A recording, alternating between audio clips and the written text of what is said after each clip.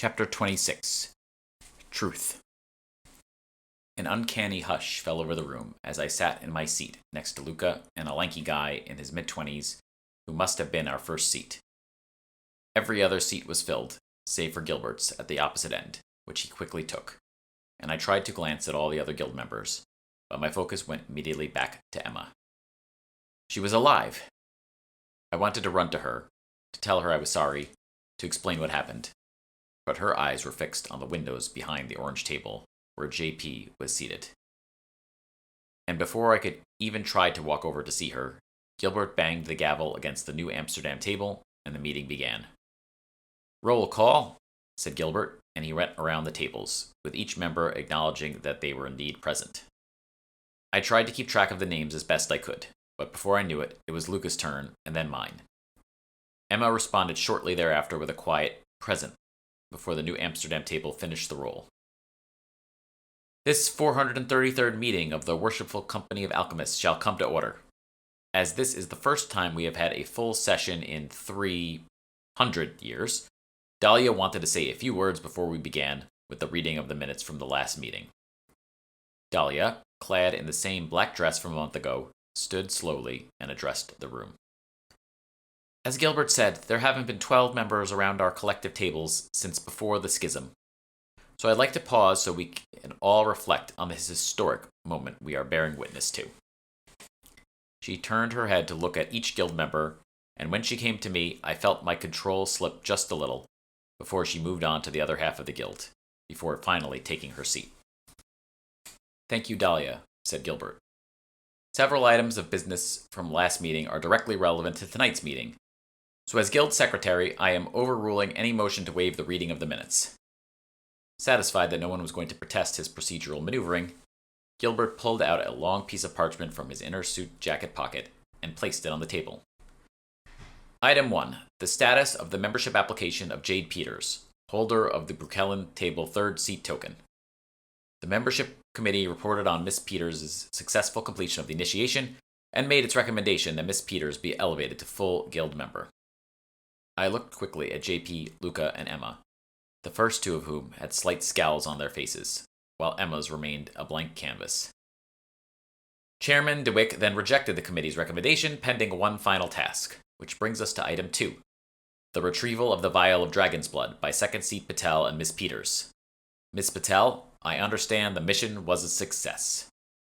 I nearly did a spit take as Emma slowly nodded her head, and then drew out a vial from the sleeve of her blouse, containing a shimmering red liquid, and held it up for all to see.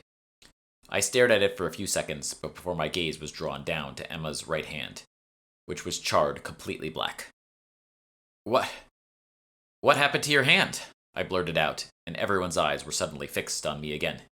"You happened," said Emma coldly. "Why don't you explain to everyone how you threw the alkahest into the raging Verudium instead of freeing me, and then I will complete the tale on how I heroically salvaged the mission after you abandoned me."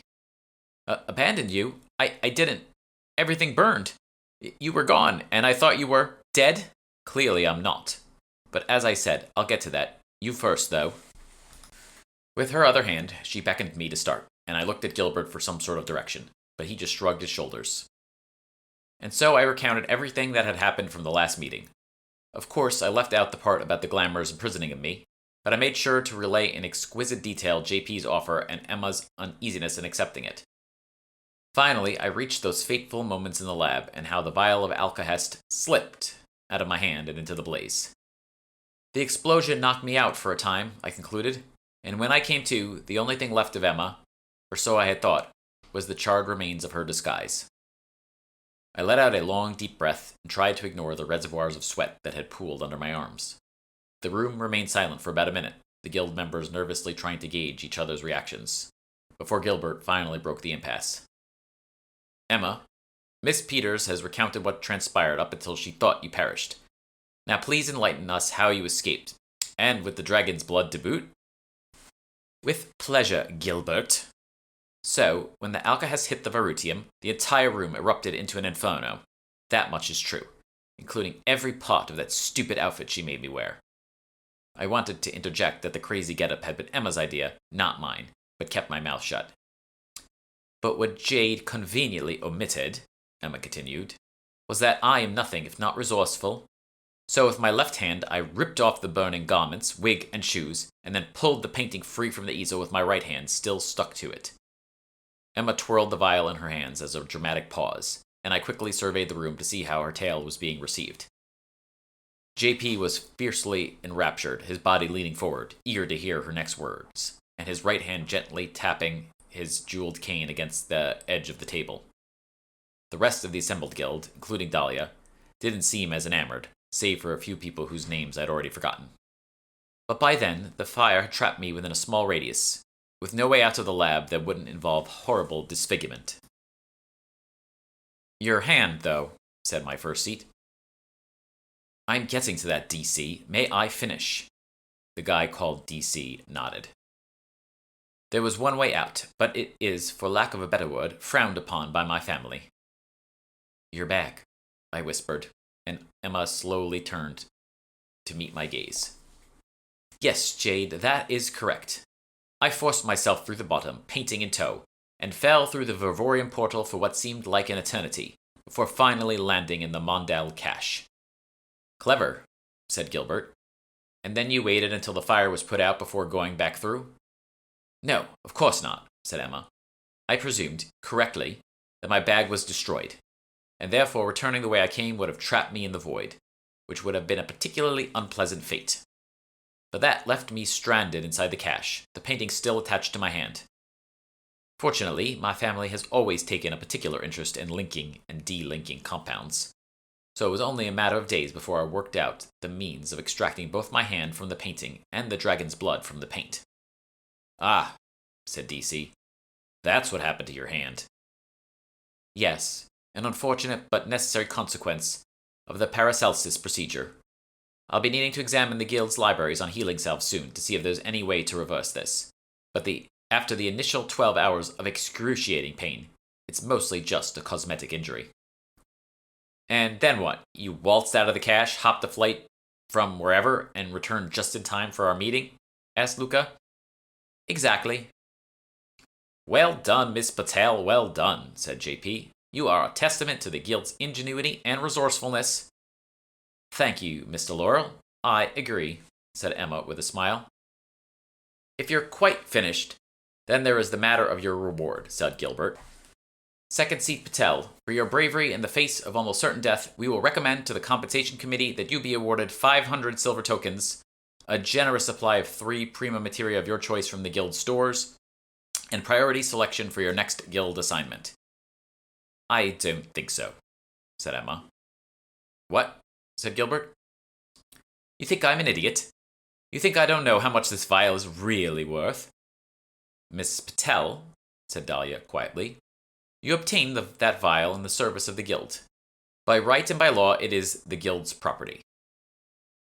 JP suddenly stood up from his chair. It's awful funny hearing you talk about law like it's something that applies to you, he said, his voice trembling with anger. What is that supposed to mean? Asked Dahlia. JP ignored her and turned to face the rest of the guild. There is someone here who is not who they say they are.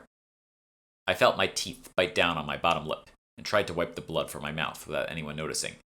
He had to be talking about me, right? Emma knew I had the glamour, and she must not have believed my story about it not working. And that has cost us immeasurable damage, JP continued. But it ends tonight. It ends now. Gilbert banged the gavel down on the table 3 times before Dahlia waved him off. JP, you're out of order. If you have a grievance, take it up with the grievance committee at the appropriate time. What good will that do? He replied, seeing as how the grievance I have is integral to the grievance committee and this whole damned organization. Dahlia stood up abruptly, and somehow I felt the force of her. Her anger cascaded around the table, ricocheting from member to member. But when it reached JP, he batted it aside with his cane. The only one who's out of order, I'm afraid, is you, he said, and slammed the heel of his cane down onto the floor. The room exploded with a flash of light, and I closed my eyes instinctively, only to feel a different force than the one Dahlia had just thrown at us. It enveloped my whole body, and I felt Jade's shell around me begin to crack, her voice crying out in terror before being suddenly silenced. When I finally opened my eyes again, half of the guild was staring at me, and the other half was staring at an unconscious teenage girl who was sitting in the seat where Gilbert had just been. It was Ty.